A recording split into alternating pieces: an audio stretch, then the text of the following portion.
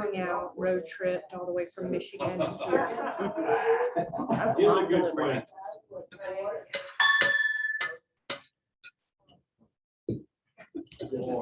Thank you, Eli. Thank you for recognizing the guest. Yes, sir. You can all stand, please. Welcome to First Flight Rotary.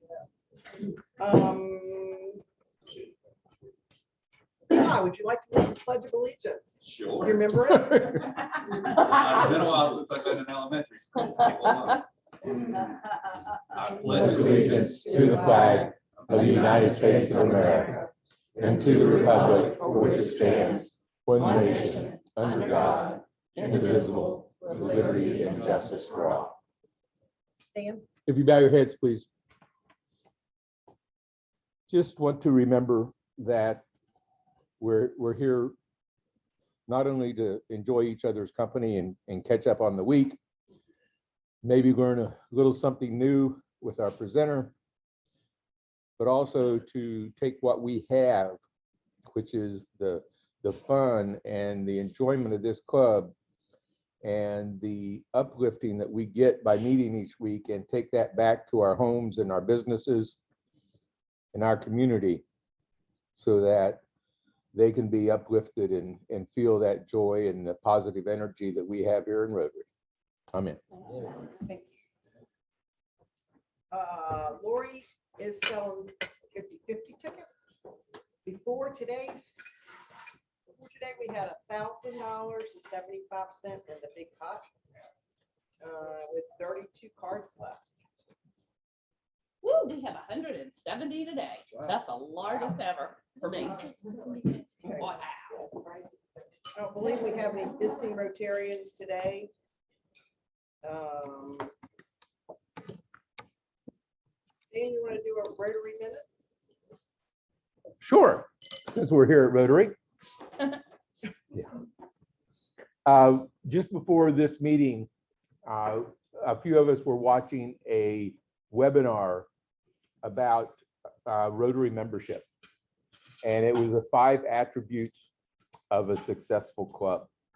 And it was very, very interesting, to the point. It's stuff that in my role as district membership chair the last 3 years, and I worked with the zone on membership, is things that I had heard, but these were from some different voices that I hadn't heard before. So it kept my interest even. But it talks about baseline that we should all be about membership, because we're a membership organization. Service is our product. And if we take care of our members, then we can take care of the service. You know, just like a company, one of the things that they pointed out, consistent, moderate growth. We don't want to double our size because we probably couldn't integrate that many people in a year or even 2. But moderate, consistent growth is really the key. Look for quality people that come in. And if you were here last week, I did the little thing, passing out 3x5 cards and asking for everybody to put down a prospective member, somebody that we should contact about Rotary. If you weren't here last week and want to do that, or just give me a name and a phone number or email, give it to me. What we're going to do with those, next month on a particular date, I'm going to have a Rotary information meeting, bringing those people that I can get from that list in to talk about Rotary. I'm not going to invite them to a meeting, because inviting someone who doesn't know Rotary to a Rotary meeting is one of the worst things you can do. Because what we go through and what we talk about across the table is sometimes kind of weird if you've never been in a Rotary meeting. So what I like to do, and the success I've had in the past, is talk to people about Rotary outside of a Rotary meeting. I've been doing that one-on-one for the past few years, and it's pretty successful. But if I can set it up where we do that consistently, maybe 4 times a year, maybe get the other clubs involved so we encompass the whole island, then we can grow all the clubs. Whether there's, you know, our concentration or penetration in the population is less than 0.5%. So there's plenty of potential out there for customers. And it was good. I will have that available. It's about a 45 minute recording that you will see. I'll have it probably by tomorrow. And if anybody wants it, let me know. It was interesting, but we're all about membership. So think of it that way. Thank you. Along those lines, one thing that in previous clubs that I have been in, one of the things that you kind of look for sometimes are what professions or what expertise do we not have in our club that we would like to have or that we need to have to be successful. So if you think along those lines. Also along those lines, the board has decided that we're going to have start a satellite club. It will be on Monday evenings, the first and third Monday evening of each month at 5:30 at Outer Banks Brewing Station. We'll focus on small projects, and it'll be going to have a speaker, be some business and talk about projects, some socialization, and you buy your own food and drink. So there won't, and there'd be a passport, like a passport member. So if you know of anybody that you think would be interested or cannot come to a lunch meeting, then that is available for them. The first one will be on September the 13th. Again, that's at Outer Banks Brewing Station, 5:30. Did you know that, Karen? I did not. Okay. That's all right. We've been talking about it for a while. I've heard it. She heard rumors of it. Meeting wise, next Wednesday, August 31st, where there won't be a regular meeting, we'll have our survey self at, you know this one, Karen? At Yes, I Bruin know. Station at 5:30. So it will be outside as long as the weather permits. If not, we would be upstairs. Dare to Care, the big event will be on September the 30th. I'm sorry, September the 13th at COA. Rotarians can be screened. This is a vascular screening. It'll be held at COA. Rotarians can be screened from 4 to 5:30, and then the big event with Dr. Martin will be from 6:30 to 7:30. There are lots of folks being invited to this, councilmen, mayors, doctors, hospital, you name it, they'll probably be invited. So at some point prior to that, I would need to know how many Rotarians would be in our club will be attending so that we can give them that count. Survey. There's been a survey out. There have been 19 Rotarians that have responded to that survey at this point.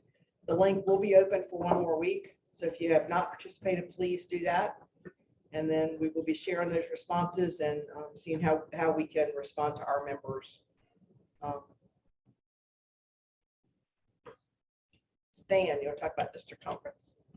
Yes, coming up in a month. On the, what is it, 24th? 23rd and 25th. Yeah, thanks. You're welcome. I got a lot going on. In Wilmington, got some good speakers. It really starts Friday at noon, but like Patsy and I are going down Thursday because from here it's a long drive to get to Wilmington, period, because my car doesn't float. Thursday night, there is, you can sign up for a dinner cruise on the river there, which Patsy and I have done it. So, you know, come and join us, okay? It goes through Sunday at 11 o'clock. Good speakers, typical of any district conference. Friday afternoon, there'll be an opening session plus the business meeting that we have. And I know that John is going. We need, with this, the size of our club, we will have 2 votes on the items that require voting on. And it's good to see how the district runs, and that's what you will see there. Questions, several speakers from outside the area that you haven't heard of. Some on international projects and some on membership, of course, because we press that so hard. And I invite you all to come and mix with the Rotarians from around the district. And the Ukraine project? Handle that. Can we handle it? Yeah. The Ukrainian project, District Governor Octavius Murphy sent out an email last week where typically every year during district conference, the district will decide a particular benefit to collect for raise money for. This year, District Governor Murphy has decided to take collections for Ukrainian relief support. So he sent out a list of probably about 8 or 10 different items that we could collect. Speaking amongst board members, one of the items that's definitely needed is feminine products. So I think that would be outstanding. I'd like to get some ideas if you guys think that's a good idea. The other one is wound care. So we're thinking things that can be brought to the meeting if you'd like to donate. Those will be collected after each meeting, and the participants in the district council conference will take those to the district conference. And there's an organization that is working with, was it the It's in Wilmington. It's one of the Wilmington clubs. They're to be collecting it and they're shipping it over to Ukraine within the week that it's received. So I think it's fantastic. So if you guys want to bring items to donate towards the Ukraine relief, just bring them to the meeting and we'll make sure they get to district conference. So the items that they listed were human food that can be stored for extended periods of time without refrigeration, not canned foods, new blankets, feminine supplies, wound care, gauze, surgical tape, Band-Aids, over-the-counter medications like aspirin, diarrhea medication, cold medicine, toiletries, and pet supplies, dog collars, dog leashes, dog beds, flea collars, and cat collars. John? Yeah. You want to talk about Ruthie's Kitchen, Sure, let's talk about some projects. Alzheimer's Walk? Fall's coming, gearing up for a little bit of projects, things we haven't been able to do a lot of in the past year. It's coming off of COVID and us just being able to start to get back into the community. The first thing, the Outer Banks Dementia Friendly Coalition approached First Flight Rotary board and asked to be a sponsor for the Dementia Walk, which is on October 1st. At the Bruin Station. And it's at the Bruin Station. Does that go to the Bomb Center, Diane, or is it just at the Bruin Station? It walks from the Bruin Station around through the Arboretum, around the park and back up to the Bruin Station. So we reached out to, of course, the board members, we spoke about it, reached out to a couple members. We've had some anonymous donations. The gold sponsorship was $500. We agreed to be a gold sponsor. We already have $510 in sponsorships that started last week. What we'd like to do, if possible, is try to increase our sponsorship to a platinum level, which is $1,000. So if anyone would like to give to that, that's perfectly fine. If we make platinum, outstanding, but we have made gold sponsor. So what that gets us is some t-shirts for the walking team, which I'll talk about in a second, with our Rotary logo on the back of the shirt. Is that right on the back, Diane? On the back of the shirt? It's on The the back. logo? Okay. Outside of that, we'd like to have a team put together. So I'm saying 5 to 10 participants who will show up that morning. It's on October 1st. It's a Saturday. And walk for awareness of dementia and Alzheimer's. Registration starts at 9, the walk itself is at 10. So if anyone would like to be on the walking team, like I said, 5 to 10 is what we'd like to see. Did you have a question, Liz? Yeah. We have to get sponsors. No, I mean, the money being raised is 3 sponsors. Well, money actually already given for gold. So if we make it to platinum, absolutely. If you want to come and support, you know, the other team members and the other teams, that's fantastic. So get a hold of any of the board members if you'd like to participate, and we'll get your names on the list. Outside that, Ruthie's Kitchen, November 1st. That's the first date they had available that we figured that we could go ahead and slip in. That will be, we haven't quite finished up the menu decisions, so, but we're working on something on that now, but we've got some time for that. Again, if you want to participate in that, just let one of the board members know. We'll make sure you get on the list. Once we decide on the final menu, typically, you know, people are usually donating things instead of the club having to outlay money for menu items, but we certainly can do that if we're missing something. So you'll get emails on this in the future weeks. So just keep your eyes open for it. Any questions, contact the board member. Jay, you got one good oyster, don't you, buddy? Jay, on Good Oyster. Yeehaw. Who's ready for some pig? All right, so things are starting to crank up a little bit. John is printing out our tickets. Each member, as we mentioned last week, is required to sell 4 tickets. So I think within the next week or so, we're going to have those. Since we're not meeting next week, I'm going to keep them at my office. So I'll send out an email, let everybody know. And I'm currently in the process of getting our ABC permit, so things are starting to line up. That's all I've got for now. Thank you. October 8th.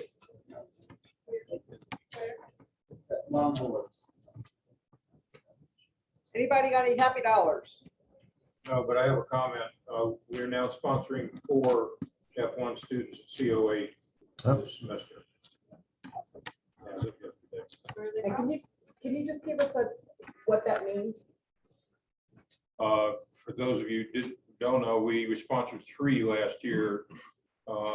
Z graduated. I hope some of you have gotten an email about that from John. He's looking for some help finding an engineering job in the Raleigh area. The 2 ladies that we've been assigned, I don't have the information on. I've asked them for CVs or resumes, so I can pass that along to you at a future meeting.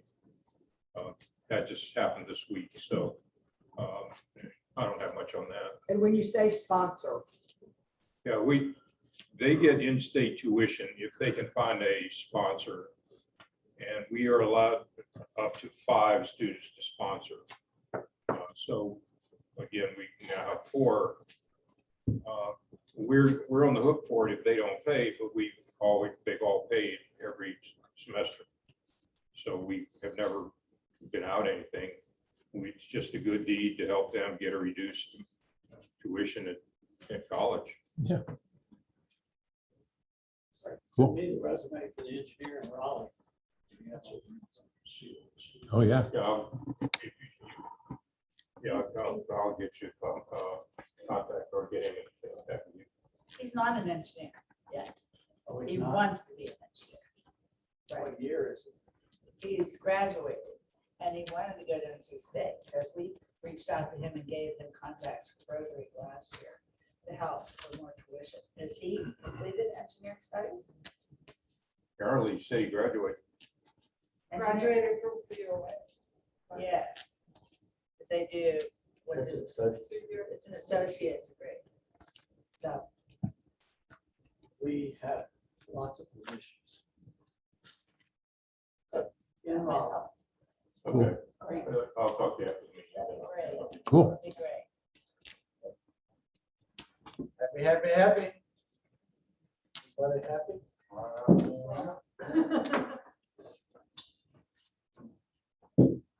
I'm happy. So I'm the happy/relief dollar. Some of you know that my family's moving to Shanghai, China, which is not great for 3 years. And they're on their way and they made it to Frankfurt. So they left Monday afternoon and they should arrive in Shanghai tomorrow afternoon about 3 o'clock. Scary. Why are they going there? All right, and along those lines, I am now an empty nester. Thursday, I was leaving both of them, and then the older one let me know that she was coming back with us for another day, and then she stayed another day. So my empty nesting excitement kept getting delayed. Your payroll at your restaurant just went up to this. You got to cover for them. Yeah. All right, Karen. I'm just happy I got to go up to Windsor this weekend and do some swinging the machete and riding the 4-wheel. All right, Eli. I'm happy to be back at Rotary Club. Every time I get to show up when it's sunny outside, it's nice. But I'm also I'm happy that to see all of these people here again. It's in the winter we went down to a lot less people as everybody was vacationing and doing stuff. And it's so much fun to sit here and see all the tables full and everybody talking and having a good time. Yeah. Missed it.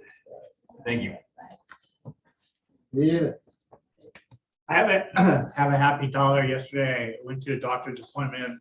My only complaint is when I took off my shoes and socks, I was really pale and told the doctor I probably needed to go to the beach and get a tan on my feet. But beyond that, yes. But I hear happy, Stan? Yeah, always happy. Just happy. Just happy. It's all good. All right, Diane. As the chairman of the Alzheimer's Block, I just want to be very, very thankful for you guys pitching in and supporting us. This is for everybody. All right. Well, I'm always happy too. So my first one, kind of on Turns' line, is for the first time in several years, I'm told, we haven't had it since I've been a member in Bertie County in that club.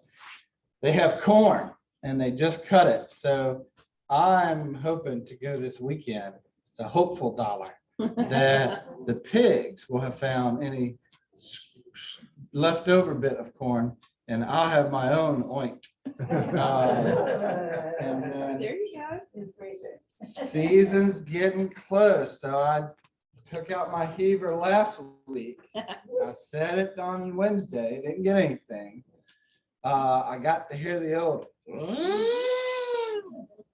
on Friday when I went out and fought something for 45, well, probably about 30 minutes.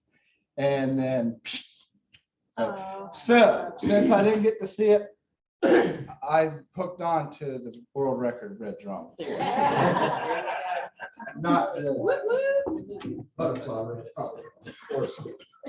Any other announcements? Didn't swim like it wings did. I was gonna tell you, Al Friedman from the Manio Stand First up. Flight. I don't want to stand up. Al Friedman from the First Flight Rotary reached out to me about the Dare to Care program.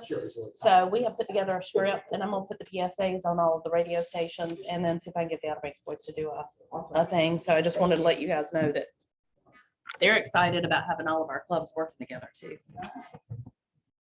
Okay, Doug Brandon, you have our program today.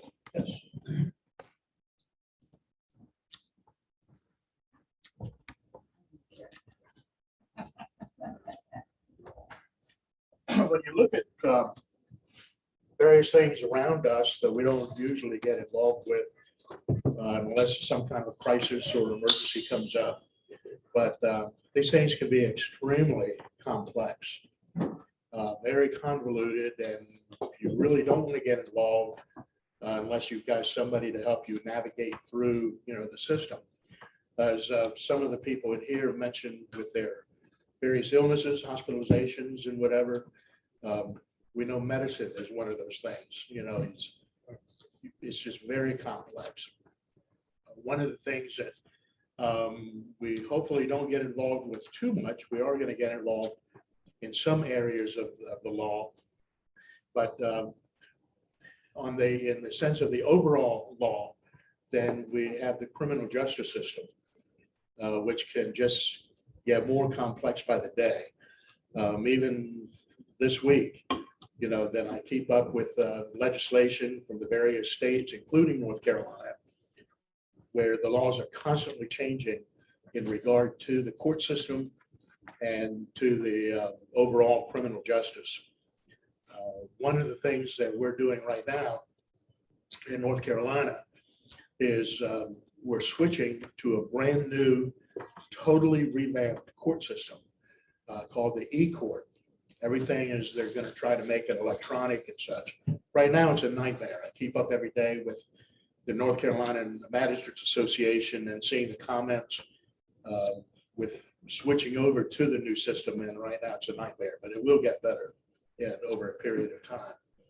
The last time the court system was revamped was in 1972. You remember watching TV shows with Andy Griffith, in Mayberry, and he was the justice of the peace, and and had court and whatever in his office, and he would put a little sign up there, justice of the peace. Well, they did away with that in 1972 and created a magistrate position. That's just one component. And one of the responsibilities of a magistrate is to set bonds when a person is arrested and criminally charged. All right, then what happens then? I mean, if I set a bond of $50,000 and I send somebody to jail, most cases, somebody doesn't have that kind of money laying around or any kind of collateral. So within the system is another component called the bail system. And overall, within the criminal justice, you've got the clerk of superior court office, which operates the court system. You've got the judges, the district attorney, the public defenders, attorneys, the magistrates, just a whole bunch of different components. And I'm very pleased today to have a person to represent one of those components, talking about the ever-changing and very complex bail system. It's changing rapidly across the country and into North Carolina. Gene Perry has been around in this area for many, many years. He's originally from Rocky Mount and still operates, some business over in the Rocky Mount area. In addition to having a bail bonding business, then his company also provides security to various venues, concerts, big events, I guess like the Billfish tournaments and that sort of thing. And also provides personal security, executive bodyguard type system. And so he stays busy and has very much knowledge and everything. So Gene, if you'd like to come up. And we thank you very much for coming out today. And please, if you have any questions, then, he'll be happy to answer those too. Okay, thank you. Guys, thank y'all for having me out here. I appreciate it very much. I've been doing this since 1992, seen a lot of changes in what goes on in law enforcement. Just to let you know some things about what bail bondsmen do. I was a professional bondsman, but I used my own money back when I started, put in $5,000, and I could write up to 8 times that amount. When a defendant doesn't go to court, back in the day, I have the right power of arrest over that defendant. It's back in the day when, if you remember Ralph Papa Thorson, who was a bounty hunter, it was called we owned that person until he went to court. And we can break and enter and go in their house and get them and find them and go across state lines and do whatever. Nowadays, it's had to change. And what it is basically now is I work for a surety company, I work for actually several surety companies. I do pickup storing as well as I write bonds for one out of South Carolina, which is Palmetto Surety. And what it is you're down here on the side of banks and you're driving and you get a DWI and you've never been in trouble before. And we got plenty of law enforcement. The odds are you drinking and driving down here is you're going to get caught. So when they catch you, they'll take you in front of the magistrate, or they'll take you to the police station most of the time, or try to get you to blow out there on the road, or they'll take you to the police station and do the breathalyzer. Then they'll take you from somebody like Mr. Brandon, and he'll look up hopefully he'll look up your records and see what you got. If you never had anything, he'll give you a reduced bond. He can make that decision. He can make a decision to be $1,000 DWI, or he can make a decision to be a $10,000 DWI. I mean, we being locals, you would know that the locals are not going, shouldn't run, but some people are financially able and they wouldn't run, they'd hire an attorney. But some people that come through here, we have a lot of people traveling through each day and each week. Some of them won't come back. And when that is, if I write that $10,000 bond on someone, they missed a court date, they'll get something. I'll get something that's called a yellow sheet, a forfeiture. And it tells you, it says, Mr. Perry, use your name, Doug. Doug didn't go to court. He failed to appeal on 5/18/2021, and they issued it on 5/19/2021. And you have until 10/16/2021 to bring that defendant back in jail and make sure that the warrants were served on him and he has another court date. Well, if you just got an address, sometimes people move. And that brings into where with my private investigations. I've got a nice little computer network that I can run backgrounds on. And when I bond you out, I make you do like an information sheet. It gives me permission to be able to have to search you and find you. Get your social security number and I can get your date of birth. And don't worry, most of the time I just ask them the last four because I don't want to know it all. Something else. And I can pretty much locate people. I can locate you by your phone number. I can locate you by your, if I pull up your phone number, I get an address, I can tell you everything about yourself. When we go online, we have to log in. So the company that I use is, you can't go out and look Ric Flair up or Tom Cruise, because if you do that, they're going to be knocking on your door and they're going to charge you, and they're going to call it as almost like a stalking situation. Me being where I'm at, I can't even get a second-degree trespassing charge. If I do, I lose my PI license, I lose my bail bond license, and I'm done. So, we try to get a secure someone like Doug owns a house, we get him to co-sign on an indemnity agreement that we have. We got a small indemnity. I got indemnity agreements that the insurance companies have, which are 5 or 6 pages, just a short and sweet, and it does work and small claims court. And then we go find them and we bring them back at no cost to the taxpayers. Okay. So, but if they're not brought back, then taxpayers have to pay those forfeits. So $10,000 on me compared to $20 or $5 or whatever they take out of your taxes is y'all's money. But it gives me an incentive to go bring somebody back. It's not always like TV, Dog the Bounty Hunter. It's not. I've been cut several times. I've been cut here and I've been cut here or stabbed. It's not. I wear a vest. I try to treat people the way I want to be treated, the way my mom and daddy taught me to treat people. Once the initial kicking the door in, going in the house and getting them, handcuffing them, and make sure the house is secure because you don't know who's coming out of a room with a gun. And I've seen more guns pointed at me than I could care to, mention, but you just can't leave a gun and shoot somebody. And you got kids in the house. It's really been a hectic ride all these years. My wife, I've been married 15 years. She doesn't like it. She doesn't like that you're bail bondsman or that you've been married for 15 years? Well, she loves 15 years, and I will tell you that. She loves it because I treat her like she is. I treat her like a queen. I do whatever I can for her. I love her very much, and I'm grateful for her every day. She's my inspiration. I saw a rainbow the other day, and I took a picture of it on Instagram and said, "This is you. Thank you for being my rainbow." But we go in here and we got to look at these. We got to look at these options down here. Democrats, Republican. I'm gonna say it don't matter who you want to be, what do you want to be it. But do me one thing: go out and vote. If you're going to be a Democrat, go out and support your group and vote. If you're going to be a Republican, go out and support your group. But get in there and vote. Check your judges out. Talk to them. Go to these things when they have these functions. Go out and talk to them. Find out what they're doing.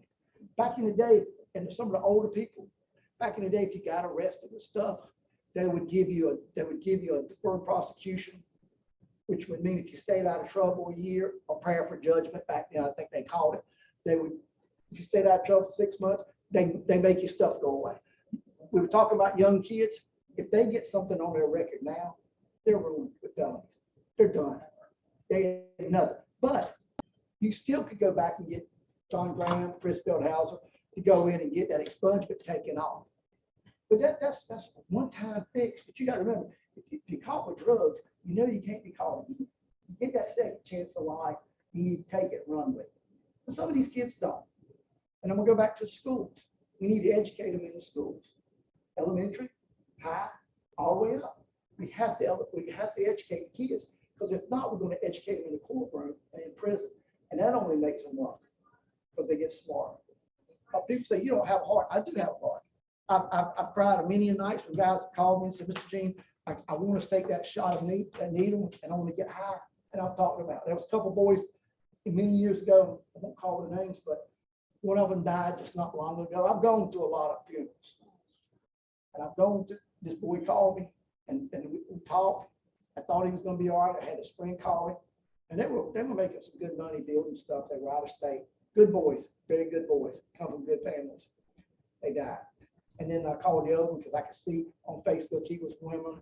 I said, don't you go and do what he wouldn't want you to do. He'd want you to finish up y'all's legacy of that building, those houses, as far as y'all come from. You went from here all the way down and you worked your way back up. I said, don't let it get you down. And he said, he texted me and said, thank you, Mr. Jean. I appreciate your support. I said, I'm here for you. But taxpayers, I have to go out and pick them up and I have to bring them back because I don't want to pay the money. Can't afford to pay the money. I got money in an account with the insurance company because I pay to use their money, but I don't want to. I get calls sometimes from law enforcement and said, hey, we're missing a 13-year-old girl. We don't have nothing. I said, who told you to call me? He said, the sheriff told me to call you. I said, he said, you can find her. Well, I have a lot of contacts at night. They're homeless people. I have people down on the streets that will give me information. And when I pull over, I treat them like they're people because they are people. And if I go somewhere and they give me information and it pays off, I give them money. I don't give them $5. I don't give them $10. If it's something important and a law enforcement officer asks me, hey, we need to find this person, this kid's missing, I'm stopping what I'm doing and I'm going to help them. And I pay for it. And we found a little girl. She was at a motel with a young man that paid a cab driver some money to take her to the motel. And the cab driver just happened to remember. And he called me and said, man, this is the tag number. This is where he's at. And sure enough, we had the deputies down there and they picked him up. And she didn't have no problem, but they took her home to her daddy, mama.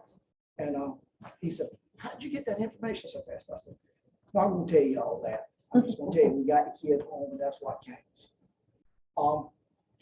We do not have a school board attorney locally. All y'all pay taxes in here. We don't have a school board attorney locally. We have a school board attorney that's in Raleigh. When he calls me and tells me about a forfeiture, like I showed you on that yellow sheet, he charges me $125. If he has to come all the way down here from Raleigh, he gets paid by the mile and by the hour. And normally he comes over and he goes over to the building across from the courthouse because he's friends with one of the gentlemen over there. And they go out and they spend the night and they eat down here. Nothing wrong with celebrating and have a good time with friends. But all that's tacked on to the forfeiture money that I would have to pay or the county has to pay. We need a local attorney and we've got good attorneys.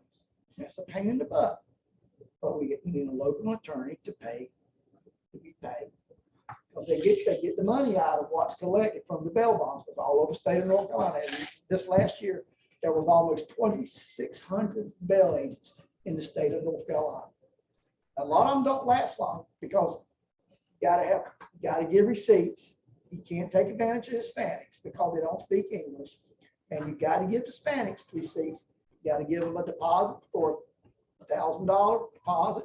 You gotta give them a bond fee for the bond amount, which is like a $3,000 bond. You can charge up 15%, or you can charge 10%. Locals, you know, I usually try to cut them a deal and charge them 10% because they're down here working. A lot of locals call me because, yeah, I do make payment plans. I also get a lot of people from out of town call me. One of them's from Michigan. $5,000. Actually, I'll give you another. The young girl is from Michigan. We wrote some drug bonds on her. And I took $30,000, $10,000 in cash, and the rest was on credit cards. And she had a bank account. The young girl was probably 25 years old. Her mom and daddy left her some money at that. And I just knew she wasn't going to come back. So I took the whole amount of bond on bonds, and then I took the bond fee. And sure enough, she missed. So when I went to search for her, I found she was in Michigan arrested for possession of drugs up there. So I spoke with the DAs, told them this is where she's at. You know, what are we going to do? Are we going to expedite back? You know, or am I going to have to go to Michigan and get them? But then I got to bring a female back across state line. So I got to take a female agent with me. I have cameras in the car. What is feasible? For a young girl, she took and paid the attorney off completely. So the attorney should have handled that, but somebody dropped the ball. So we did get it talked. We talked to the attorney. Attorneys put her back on for August 29th this month. And the girl has called and said she's going to be on the way down. I said, I would prefer you fly because she likes to drink and do drugs, and odds are gonna get caught. At least if she's flying, I know where she's gonna fly from to or whatever, then I can track her back a little easy. But she's due to come back in. And she said, Mr. Gina, will I be able to get my deposit back? I said, if you come and you show up to court and you get your case disposed of, yes, ma'am, you will. She said, I don't have my receipts. I said, well, I'm gonna send you a copy of my receipts too. So I'm gonna send them in a text, and I text them, send them to her. She said, yeah, the bondsman didn't want to give me a copy of it. I said, well, this is what I got it. I went to your file and I pulled it out. This is it, you got it. So hopefully she'll come down. But I'm already taking care of on that. And if she comes, I should give her money back. If she don't, I'll give her money to the courthouse. I'll go get bank and I'll drop it off, and we'll all be happy. She might not be happy, but I'll be covered. The times have changed. The bonds used to be $100 if you didn't want somebody out of jail. The magistrates would say $100. We only made $15 as a professional. If you were writing surety, you paid $5 out to the clerk, $5 out to whoever served you, whether it was a county sheriff or a law enforcement. So you didn't make any money back then in those days. It's changed. It's gone higher up. There was a couple in Rocky Mountain, and my partner said that they were homeless, living inside a house. They found a kid. They found the kids had been beaten and child abuse, and one of the kids died. And Matt, I ain't gonna say the judge's name because they're running for an election now. They put $125,000 unsecured bond on these two people, the mom and their dad, knowing that they lived in a car and knowing they were living beside an empty house. And the next day was their court date. You know that they did not show up, and they got the other kid with them, and they're missing. And so I called the judge. I know her very well, and I said, you did wrong, and you're running for a no election. Why didn't you do it?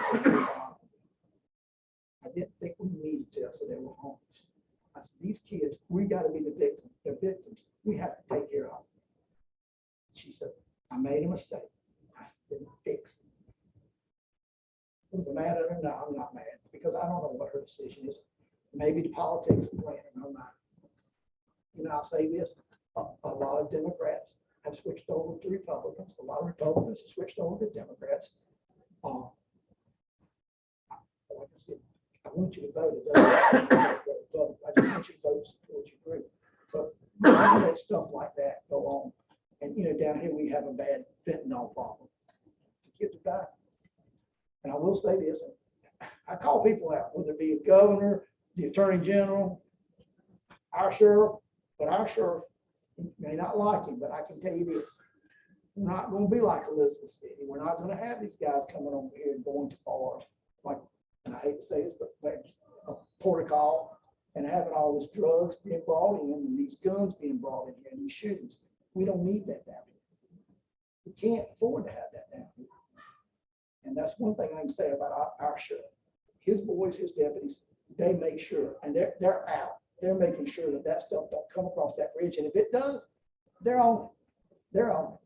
I was riding going to the courthouse the other day, and I saw Trey Lipscomb out in a pair of shorts, and so I could see his gun. So evidently he didn't have a host. He stuck it here. He was on the phone talking, and he was pointing at the guy. I stopped at the bottom of the bridge going over, pulled over where that Osprey is, got out and hollered, "Are you all right?" He goes, and I walked in and I said, "What's going on?" He said, "Y'all sit down in the car." I said, "Y'all sit down now. Nope, show me your hands. Put your hands up right now. Put them on the thing. Put them on the dashboard." He said, "You got them?" I said, "I got them." I said, "Don't know why put your hands. We can't see them. Stop." "You're a cop?" I said, "Don't matter what on it. Just stop." And then I heard those cars coming.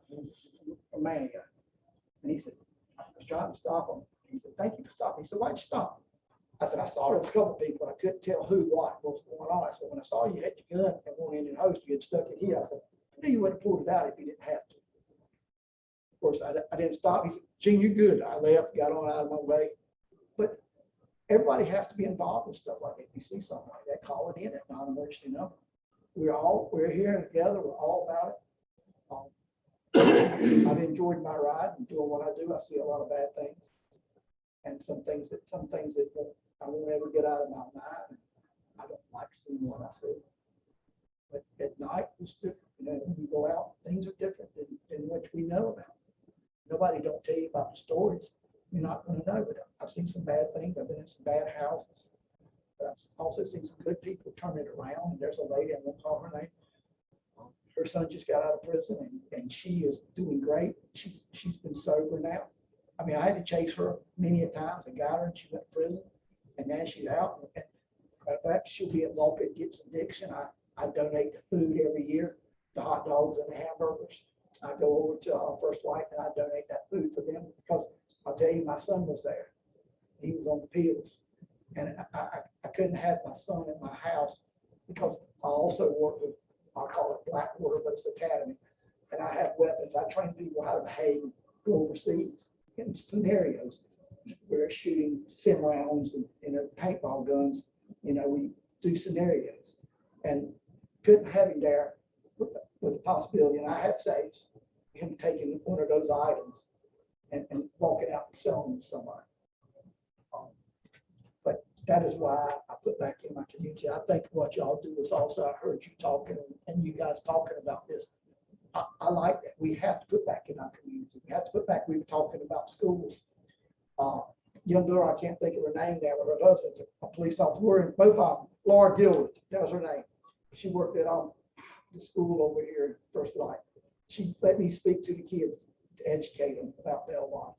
And they had all sorts of questions, you know. Yeah. But we have to take care of our children and mold them in what we want them to be. And we got a good community and we got a lot of good people, mayors, governors down here and senators or commissioners. I try to deal with them and talk with them. And I give them my mind. I tell them how I feel. I'm not ugly to them. We all have opinions, you know, and you just tell them what you know what you expect when they go to vote. We definitely need to look at our judges because they tie our magistrate's hands.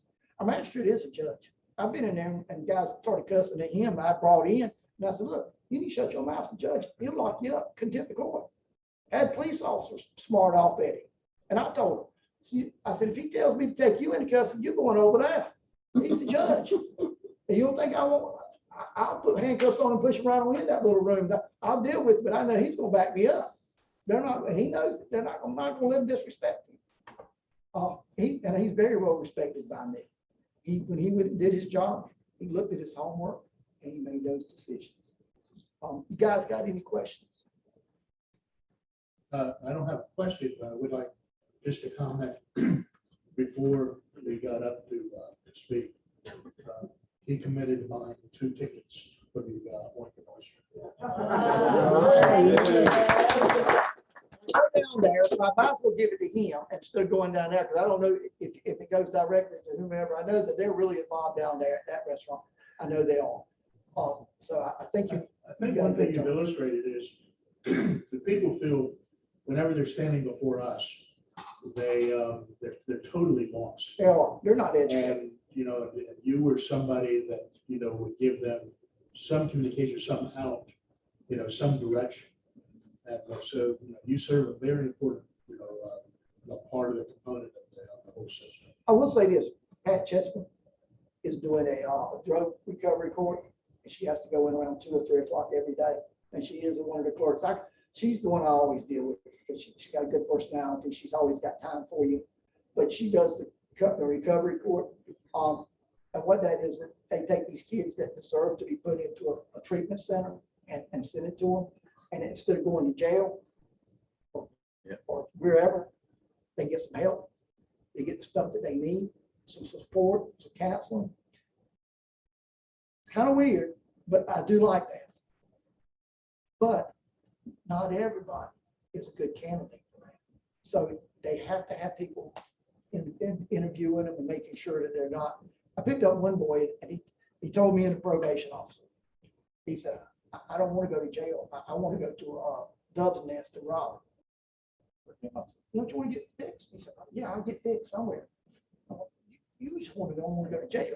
And the probation officer looked at me and she said, gee, you're getting soft-hearted on me. She said, I remember when that forfeiture come out, you go pick them up. She said, you go to Lane, you go anywhere. She said, you flew to, I spent money to go to Puerto Rico and grab one and bring it on a personal plane and flew back over here in High County. Got to do what we got to do. Appreciate it. Thank you guys. Thank you so much for your information. I'm sorry that we need you in the area. I'm sorry too. Thank you for your service and pray for your safety. I always do, and that's it for every day I go out. I appreciate y'all. Thank y'all for what y'all do. If y'all ever need anything from me, you let me know, and we need to sheets and stuff. I go out and I make donations all day long to everybody. I'll help Popeye, I help whoever I can. Popeye calls me in the middle of the night, I'll go to Walmart, as long as they send me a picture of the Inframeal and the diapers, because there's 10,000 items out there now at Walmart. And my kids are all in their 20s, so I can't take them out. And I have helped them, and they like that. I go in, drop it in the front door, and go home. Thank you, Dean. There's been an accident in the parking lot. Anybody driving a Burgundy Yukon? GMC XL. Thanks. One of his bonded cows found it. All right, we got rid of our speaker. One other comment. I just think we need to really thank Karen for all of her support. Of Whether she knows it everything- or not. Everything that we do, because she's always there to step up and say, sure, thank you. Yay. Oh, Yeah. we need a 50-50. Well, in honor of that, since he got pulled away, I'm gonna, let's honor Karen. Karen, would you do that? Honor of this? And if you pull your own ticket, you're deadbeat. Yeah.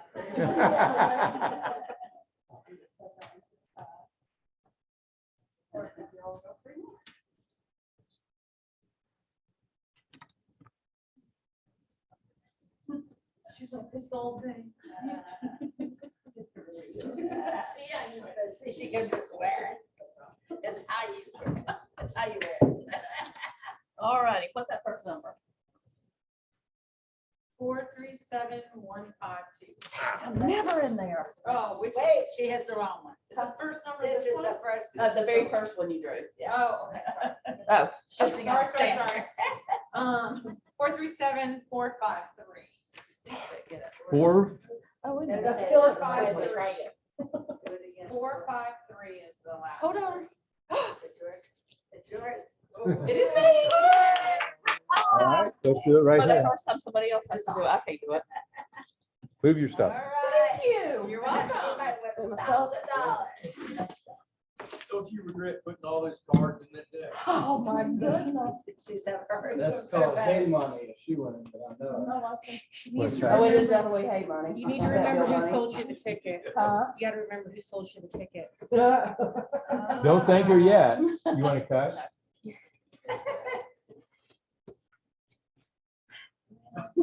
Oh, wow, We live again. Oh. All righty, next three numbers. All right. Not really, I have a heart.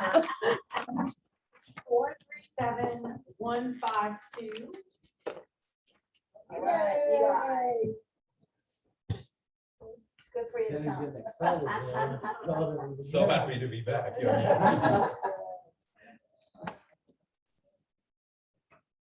Thank you. What's the other two numbers? The next, 182 is the last. I got 182. 182. All right, good. You become a lucky person. lately. Yeah. I have almost $15 in coupons now. I'm sure those up. Get one. There you go. What you get? I'm And the up to last- 20. And the last one's 115. Going once? 115 going twice? That's me. That's you? This is good for. John, yeah, John's